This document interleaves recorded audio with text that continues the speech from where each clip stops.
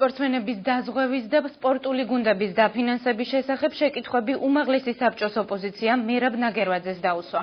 სპორტის და ახალგაზრდულ საქმეთა დეპარტამენტის თავმჯდომარეს საკანონმდებლო ორგანოში გაწეული საქმიანობის ანგარიშის წარსადგენად მივიდა. ოპოზიცია შენიშვნა ცალკეულ ფედერაციებზე დაფინანსების შემცირების და შეწყვეტის შემთხვევებზეც ჰქონდა.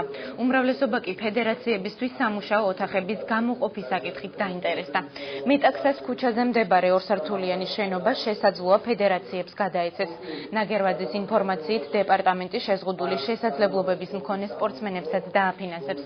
უწყების ბიუჯეტი გასულ წელთან შედარებით მილიონი ლარით გაიზარდა და 2,5 მილიონი შეადგენს.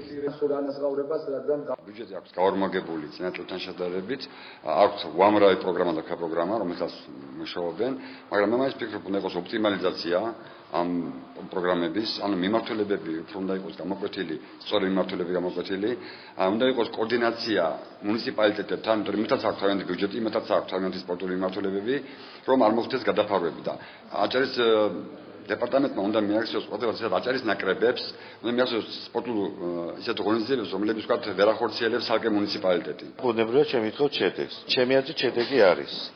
და ეს შედეგი დღეს გამოჩნდა, მაგრამ მხოლოდ ნაწილობრივ. ანუ თავარი ჩემი პრეტენზია იყო ის, რომ რაც კეთდება, იმის შესაბამისი პიარიც არ ხდება.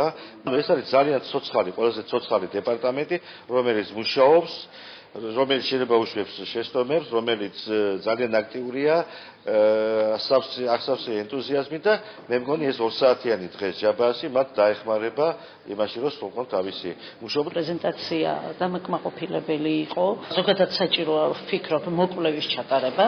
32 სპორტული ფედერაცია, რომელსაც ბიუჯეტი აფინანსებს, აქედან სულ რაღაც 7-8 სპორტულ სახეობაში გვაქვს მნიშვნელოვანი წარმატება. ამიტომ მე ვთვლი, რომ გაძლიერდეს სპორტის ფედერაციის, იმ ფედერაციის დაფინანსება, ვისაც მეტი შედეგის დადება შეუძლია, მეტი წარმატებული სპორტსმენი ყავს. ქალბატონმა ასმათმა ეს კითხვა, რომ ფედერაციები, რომელიც შედეგს ვერ იძლევა მსოფლიოსა და ევროპის ჩემპიონატზე, ესეთ ფედერაციებს შეუწყვეტო დაფინანსება, რაც არ მიმაჩნია მე სწორად, იმიტომ ეროვნული ნაკრები, ისეთ სახეობები, რომელიც ევროპისა და მსოფლიოს ჩემპიონები შეიძლება არ გყავს, ეროვნული ნაკრები ძალიან დაკომპლექტებულია აჭარის ნაკრების სპორტსმენებით, რაც შეეხება სადაზღვეო სისტემას, ესეც არის ერთგვარად ალბათ დასამუშავებელი.